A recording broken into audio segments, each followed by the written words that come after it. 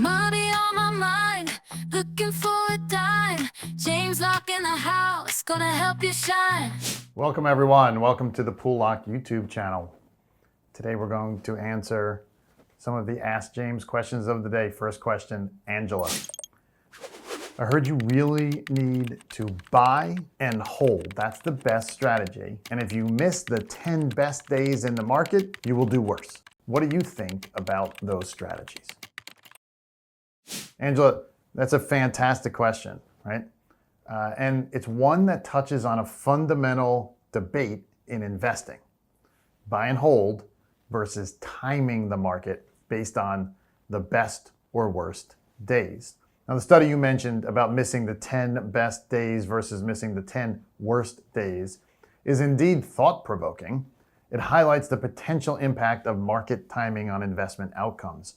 Now, when it comes to investing for retirement, especially in the context of generating income with reduced risk and volatility, the strategy evolves over different stages of life. Let's break it down into those 3 stages that I often discuss. First, there are the accumulation years. Now, during this phase, which spans several decades for most people, the primary focus is on growing your savings.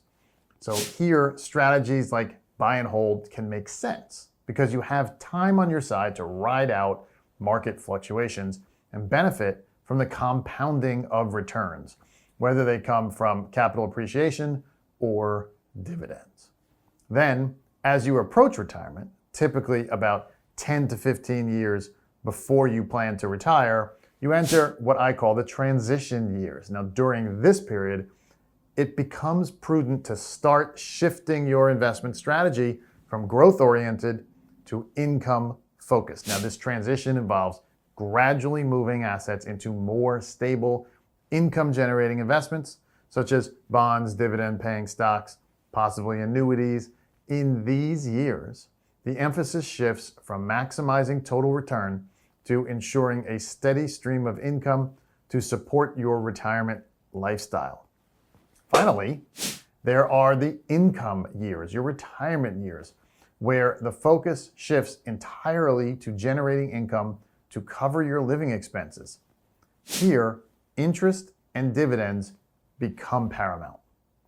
Any growth in your investments is a bonus, but it's not the primary goal. This is where strategies like buy and hold for the long term may not be as relevant because the emphasis is on consistent income rather than market timing. So, to directly address your question about missing the best or worst days in the market, in the income years of retirement, where stability and predictability of income are crucial, trying to time the market to catch the best days becomes less relevant.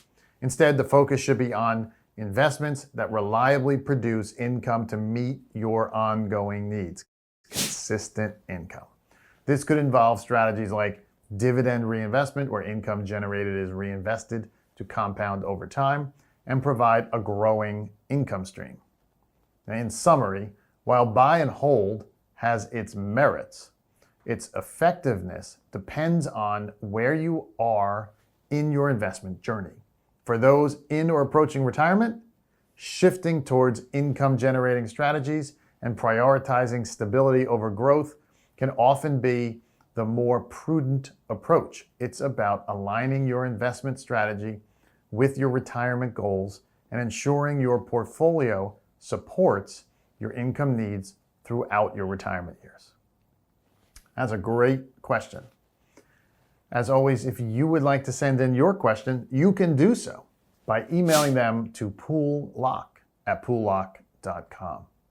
Let's get to our second question, and this comes from Darren, and he asks, do you think all the AI stuff, the artificial intelligence stuff going on right now is fueling another tech bubble, like what happened in the 90s?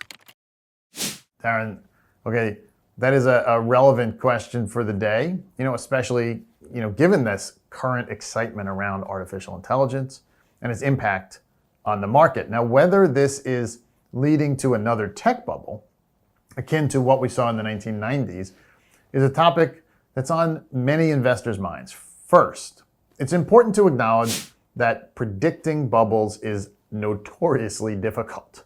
It's often only in hindsight that we recognize them for what they were. Now, the current surge in certain tech stocks associated with AI does have echoes of the dot-com era, where enthusiasm and speculation sometimes outpaced actual fundamentals. Now, when we talk about investing for income in retirement, which is our focus here, it's crucial to consider the stage of life you're in. If you're still in the accumulation phase, where your primary goal is growth rather than income, it might be more acceptable to speculate on emerging technologies like AI, provided you diversify and manage risk carefully. However, as you move closer to retirement and enter the transition years, where your goal shifts to preserving and growing your retirement nest egg while reducing risk, the approach should become more conservative. Speculative investments, especially those that don't generate income or dividends, may not align with your retirement income needs. For those already in retirement, in the income stage, it's even more critical to focus on stable, income-producing investments rather than speculative bets. This is because income is needed to cover living expenses, and relying on speculative stocks could expose your portfolio to unnecessary volatility. Reflecting on history, the tech bubble of the late 90s wasn't immediately obvious until much later in its cycle. By then, many investors have been caught up in the euphoria, only to face significant losses when the bubble burst.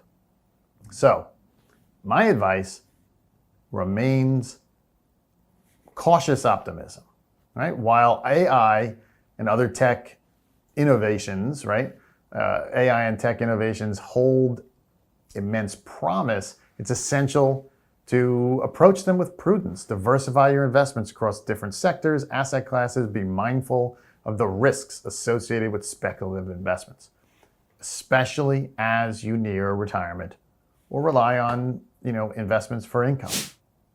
Remember, the key is to balance and stay informed, right? Keep an eye on market trends, stay diversified, ensure your investment strategy aligns with your long-term financial goals and risk tolerance. This way, you're better positioned to navigate potential bubbles and market fluctuations effectively. 2 great questions today. If you would like to send in your question, you can do so. Please email them to Poole Locke at poollocke.com. And if you like what you heard, go ahead and like and subscribe to our channel. I'm James Locke, your retirement income source. I'll see you next time. Money on my mind, looking for a dime. James Locke in the house, gonna help you shine. Retirement is near, don't you live in fear. Listen up, my friend, let me make it clear. Savings in the bank.